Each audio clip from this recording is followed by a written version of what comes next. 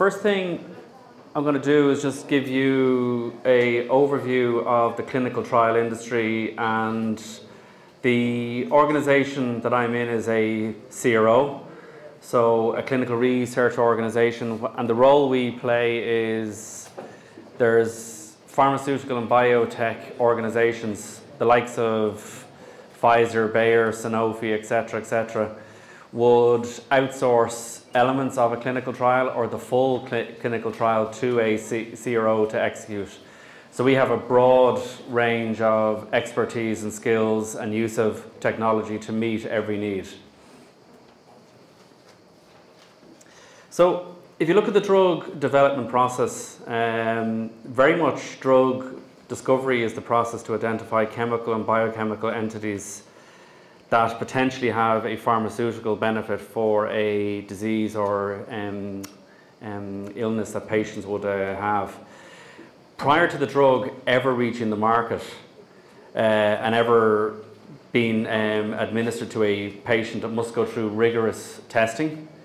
And the pharmaceutical regulatory authorities are responsible for overseeing and regulating the therapeutic space. So everything that we do from a clinical trials perspective, we basically have to submit results back into the various regulatory authorities to get the drug approved on behalf of the sponsor. And again, sponsor for us is the likes of a Pfizer, a Sanofi, a Bayer, etc. In the drug development process, very much starts with the basic research element. There's, as you can see there on the chart, it very much starts off in the drug discovery phase to identify compounds that have an effect on a target associated with a disease, and you can see the number of typical compounds you would have. Then it goes down to the preclinical stage, where what effect does the drug have on the body, and what effect does the body have on the effectiveness of the actual drug. Then the next phase, it moves into the clinical research stage, and that's very much where the pharmaceuticals, the biotechs and the CROs come into play. And the clinical trial process is broken out into phase 1, 2 and 3 and phase 4, which is the post-marketing phase down at the bottom. And for execution of the clinical trial, you follow a very strict study protocol. As a CRO, that protocol is designed by the pharmaceutical or the biotech firm and handed to us for execution. And then once you get through the clinical research process and you submit all the relevant papers, documentation, data to the regulatory authorities, you move in to that approved drug stage. And it's post that you would do phase 4 of the clinical research, which is the post-marketing element. And that's the sort of longitudinal study that you would do to sort of understand, is there any rare effects or longer term effects with a drug? And also you utilize that data gathered to understand, is there any other particular uses for that drug? So you'd be gathering longitudinal data. So if we look at the various phases, phase 1, you would typically in a trial have 20 to 100 healthy participants or people diagnosed with a specific condition or disease. The length of it is several months, and the purpose is very much to determine the safety of the drug in humans and also the effect that the human has on the drug. Once you get through that phase, you move into phase 2. Typically there's several hundred. Again, they would be people diagnosed with a condition. Study length is from several months up to two years, and it's to acquire additional safety data, determine the efficacy of the actual drug, and also the optimal way to administer the actual drug. Then you move into phase 3 of the trial, and that typically would have 300 to 3,000 people, again, patients who have the actual disease. You would have, the study length would be anywhere between 1 and 4 years, and it's basically then to determine the efficacy and to monitor any adverse events from the administration of that drug, any side effects, etc. And then coming out of phase 3, you would move into submitting all of the data, results, the outcomes to the regulatory authorities. The drug eventually moves in to an approved state. And then you would very much move in, as I said, to that phase 4, which is several thousand would be involved in that, but it's very much a longitudinal piece where you would research and study the longer term effects, any rare effects of the drug, etc. And also what gets factored into phase 4 is the pharmacovigilance side, where we all, when we take tablets and we pull out that sheath that folds out to the size of a football pitch, in it would be the contact information that the patient would have if they were suffering any side effects or any conditions while taking that drug. They have a responsibility also to either report it to a doctor that they're working with or themselves directly to the pharmaceutical company. And that all gets captured into the phase 4 work.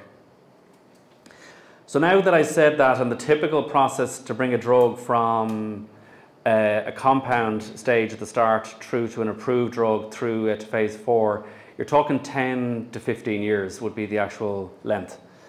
So now I'm going to make a complete liar of myself and basically say the ICON organization partnered with Pfizer back in 2020 to work on the COVID vaccine. So it was BioNTech and the Pfizer COVID vaccine.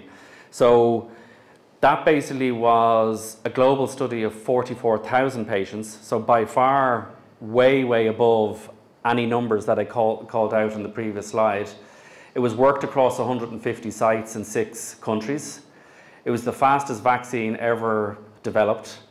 And we used a mix of decentralized and site-based trials, and I'll go into that now very shortly, the difference of the two. So the site-based is more the traditional execution of a trial. Decentralized trials is very much using wearable technologies, home visits, telemedicine, etc. In that trial, because of the conditions that we were under for execution, a high level of that was remote. So it was remote clinical monitoring, remote source data verification, with the addition of on-site monitoring. And a unit within our division had to assist. So inside our organization, we also have our own network of sites. So we complement that on trials with existing external sites. And when we call a site is a clinic or a hospital, an investigator is a doctor, and the site team is all the medical team that would exist at that clinic or facility. So we complement that with the Accellacare team. And the biggest challenge you have on any trial is the recruitment of patients. Like if you speak to anyone in a pharmaceutical or a biotech firm or a CRO, it's not the execution of the trial. They have all of the expertise, the processes, the people to do that. It's the recruitment of the patients right at the start. And that's what causes the biggest delay with execution of trials, as I'll explain as we go through the next few slides. So to conduct the trial, the process is very much, the protocol is defined by the pharmaceutical or biotech firm. That basically defines how the study is going to be executed, how you're going to prove the safety and efficacy of the drug, and how to run all of the results and work it through.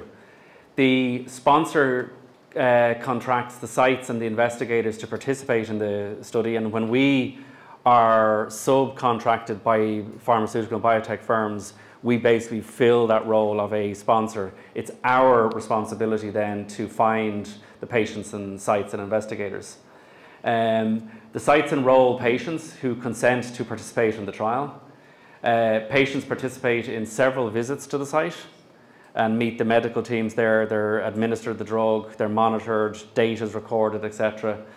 The data about the treatment and any assessments in relation to the trial are collected in structured clinical databases. And once the trial is over, the aggregated data sets are cleaned. So that basically removes any errors, any issues with the data to take it forward for statistical analysis. And that basically then allows the teams internally within the biotech and pharma and the CROs to evaluate the safety and efficacy of a drug. And then all of that gets summarized into reports. And when I say data, we're talking petabytes of data. It's endless amounts of information.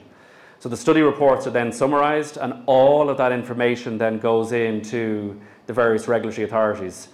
The process is not you submit into the regulatory authorities, you submit into the FDA, the EMA, and then all of the other regulatory authorities right around the world. So you can imagine the amount of work and the song and dance you have to do with every regulatory authority to get that drug through, get it reviewed, get it approved. And all of that sits in the life cycle of how to conduct the trial. A CRO stands for Contract Research Organization. So that's basically the pharmaceutical and biotech firms would outsource, as I said, a trial or part of a trial. CROs do not discover, manufacture or sell drugs. That's not what our role is.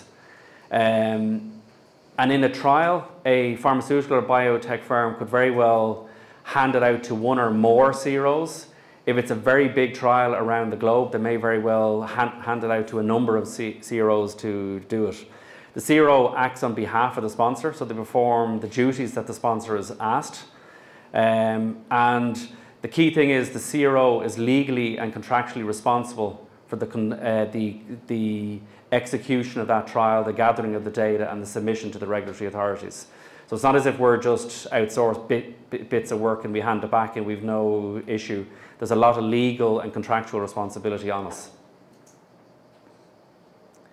So the typical CRO services, they would do trial design. So that is an option for a pharmaceutical and biotech firm to actually do. You don't tend to see it in the pharmaceutical world. You do tend to see it in the biotech world because they tend to be smaller organizations. And a lot of the times they don't have the knowledge to actually design a study protocol for a trial. So they would outsource that to a CRO. But in the likes of a Pfizer, a BMS, a Bayer, Sanofi, etc., they would definitely have the teams to design a protocol. And that would typically involve the scientific affairs and medical writing teams. Then it very much comes into the selection of sites. And out of all of these phases, the site selection is the toughest, as I said, because, you know, a typical turning up cost of a site, I mentioned it earlier today, it's $1 million.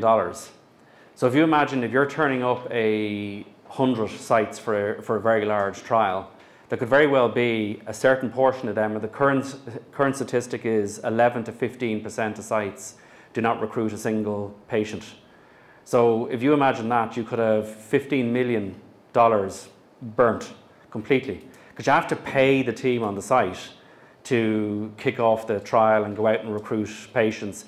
You're also deploying technology, training, you've got your staff going out, training the teams on how the trial is going to be executed. So you've all of that burden that sits, and all of that is cost back into the pharmaceutical firm and to the cost of the drug.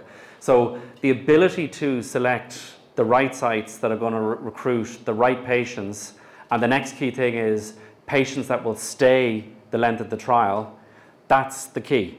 Because everything else from trial maintenance, of doing all the data management, the site monitoring, they're all bread and butter for a pharmaceutical and biotech and a CRO. They're literally, they have many, many teams to be executing that work. The analysis of the data and the late phase studies, they're all the bread and butter of how they operate. It's the selection of sites is where, and that's where you find if there's a delay in a trial, it's always sitting in that phase because they can't find patients for trials. And certainly rare disease studies is the pinnacle of difficult to turn up sites. So the next thing we're going to go through is decentralized clinical trials. So if we go back prior to COVID, a lot of the innovative people were talking about DCT, and it was the way forward in clinical trials. But the adoption of it was extremely low. And the pharmaceutical and biotech firms were saying, look, the clinical trial process is the clinical trial process. It works. It's the way it is to be done. That is the way we're going to execute it. And the uptake of decentralized clinical trials was very, very slow. What happened then was COVID. And suddenly the pharmaceutical and biotech firms dropped their front and said, please help us, how are we going to execute trials? And all the folk who'd been talking about DCT came forward and said, well, it's DCT. Your patients are stuck at home. They can't leave. They can't come in and visit a site to meet a doctor and nursing staff. It's DCT. It's what we've been talking about for years. So the traditional trials, all the study activity took place at a physical site. So all of the patient questionnaires, the data gathering, the testing, etc., was all the patient left their home, travelled to the site, and had to take time out of work or their life to come and visit a site. That as well has a significant burden on a patient's life. You've got to understand, in a sort of a phase 2 and 3, you're dealing mostly with patients who have a disease. They have a burden already in their life from whatever the disease is adding to their life. And suddenly you're asking them to take part in a trial. And that trial means you're going to disturb your life even further. That's why you find in traditional trials, the number of dropouts in the latter stage of a trial is extremely high because of the burden. And eventually someone with a disease goes, look, I'm not bothered, and they step out of the trial. The paper-based diaries as well were extremely unreliable in execution at the sites, and there was a lot of errors. So the real sort of kick-off to the DCT space was electronic diaries. And that basically cleaned a lot of the data errors and started moving it forward. That was really the catalyst to rolling out the rest of the DCT services like home nursing visits, wearables, e-COAs, home delivered lab kits, telemedicine visits, etc. Straight away the patient could do the majority of the trial execution sitting in their living room. They didn't have to get up, take time off work, visit sites. So if you look at the challenges and how DCT has added value, so if you look at the recruitment and diversity within the trial, 37% of sites do not meet their enrollment targets, and 11% of those do not recruit a single patient. So you have a doctor there, you have a whole nursing team, technology, a physical site, you're paying the site to be part of the trial, and they don't recruit a single patient, and 37% don't meet the targets that are set of them. Going for a technology solution with DCT, what you're able to do is widen your catchment area, and what you typically find in a DCT trial, there's far less physical sites because they go with more sort of mega sites because their catchment area is far bigger because of the use of technology, wearables, electronic diaries, e-COAs, etc. You're also finding as well the diversity and speed of execution to recruit the patients is far, far higher and a better mix. The patient retention, so 85% of clinical trials fail to retain enough patients. An average dropout rate across the trial is 30%. So 30% of the patients that those sites recruit drop out of the trial. By going through the DCT route, it greatly reduces the burden on the patients, and the figure is far, far higher around retention and compliance, because a lot of the data that you would have been asking the patients to record manually on sheets of paper, technology is now doing it through wearables, through e-COAs, etc. And that data is automatically flowing through back into the sites and on to the CROs, the pharmaceutical or biotech firms. So the ability, the clean data is flowing, and the speed of it is flowing far, far faster back to source. And if you look at the drivers around cost and outcomes, the site setup cost, as I said, it's typically about $1 million to set up a site. And with DCT, you're able to go with alternative models because you don't need a health or hospital setting to run a DCT trial. And typically what you find is they go for the larger sites or virtual sites to assist with, supported with telemedicine, etc. The patient recruitment costs, because you're going for a technology solution and there's less burden on the patient and less cost, because in a typical trial, the majority of them you're covering the cost of the patient for travel expenses and out-of-pocket expenses. When you're running a DCT trial, that burden immediately drops as far as cost. The longevity of the trial, a DCT trial, all of the statistics that are out there, they start up far, far quicker than a traditional trial.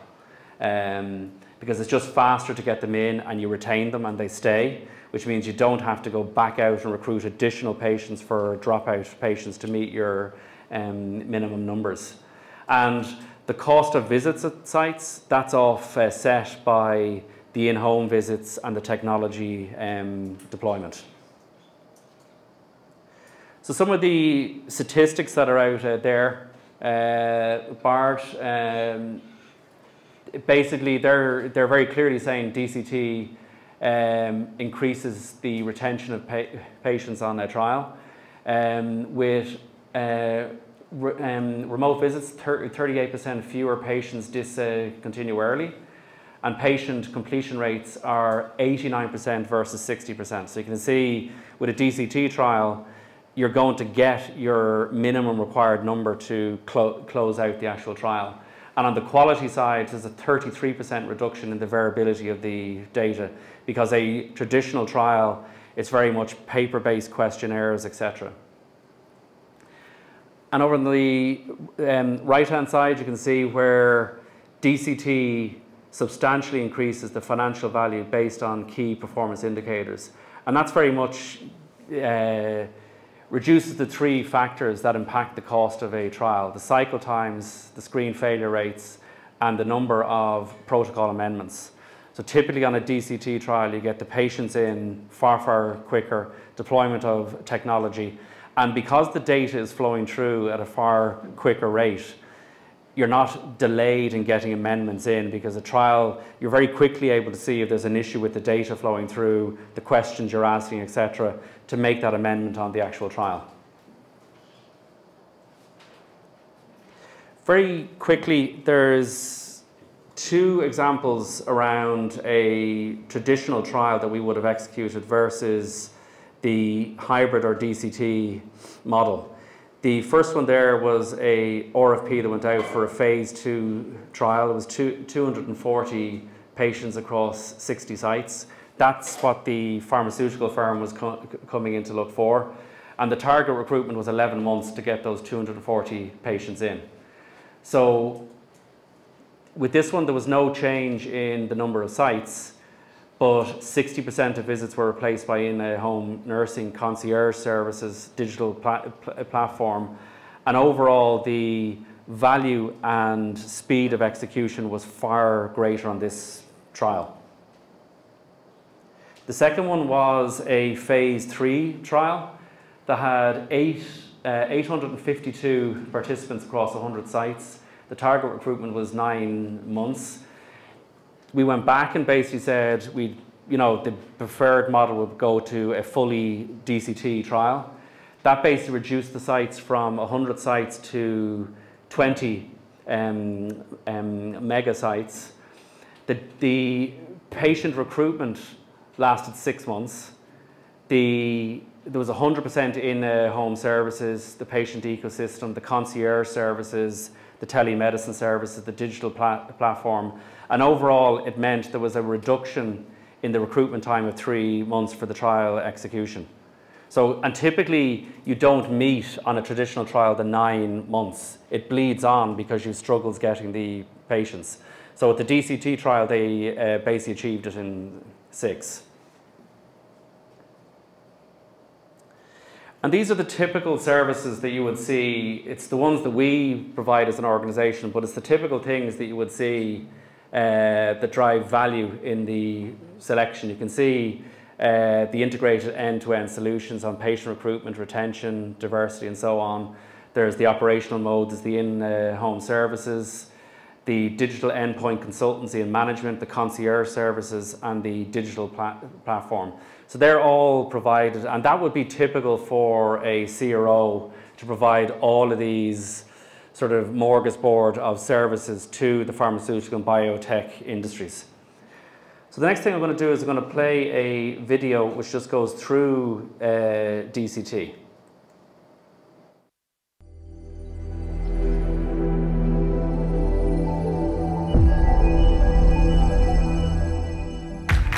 Patients can be anywhere. So why should clinical trials be limited to just one location? ICON decentralized clinical trials connect patients through in-home healthcare professionals and technology that can meet patients almost anywhere. More flexibility gives patients increased accessibility to clinical research as a care option. Using technology, ICON brings research to patients on their own devices, in their own spaces, and on their own time. ICON is one of the only companies globally with all the components for deploying successful decentralized trials. Now, it's easier than ever to reach patients, pre-screen them, and perform consent. With in-home nursing services, smart medical devices, and telehealth visits, we can track patient vital signs, symptoms, and reported outcomes and assessments and provide alerts when necessary. Direct communication and concierge services keep patients and caregivers engaged throughout the study. Remotely captured data eliminates the need for some or even off-site visits while monitoring progress and patient safety.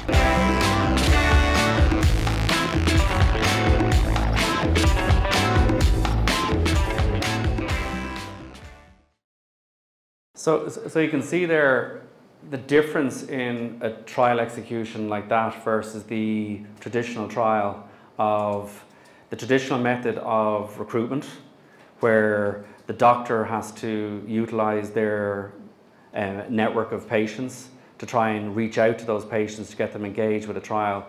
With DCT, a lot of them are advertised online, certainly in the States, and they can literally, via the online app, they bring down an app and they can agree to participate in the trial and then carry out the e-consent. All of that would have needed 2 or 3 visits to a site before for the patient. Now they can literally be sitting in their car, literally going click, click, click, click, and they're on the trial. And then typically within a 24-hour period, they're notified you've been admitted to the trial. And straight away then they'll start getting deployed technology, etc., and the site would engage with them and the telemedicine visits would start. The next video I'm going to play is very much just calls out the services that the ICON digital platform, which backs up the whole DCT engagement with the patient, it just goes through the actual services.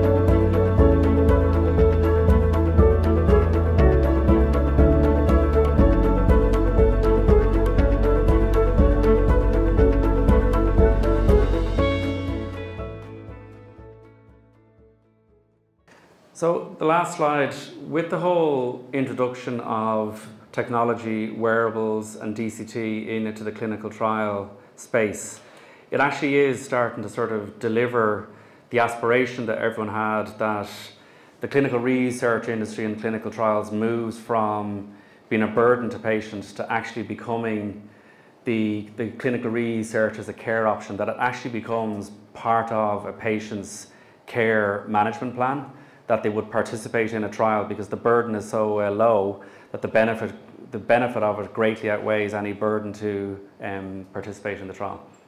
That's me.